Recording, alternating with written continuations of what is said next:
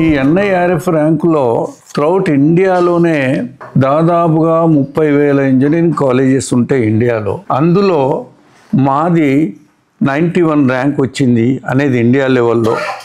Private సెక్టర్లో మాత్రం తెలంగాణ మొత్తం ఇంజనీరింగ్ కాలేజీలలో మాది ఒక్కటే వస్తున్నది. దానికి మేము చాలా ప్రౌడ్ ఫీల్ అవుతున్నాం.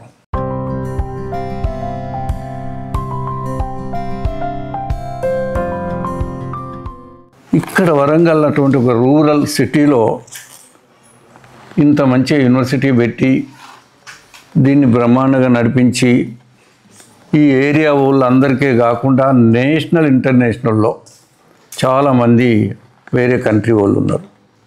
మన స్టేట్లో చాలామంది వస్తున్నారు.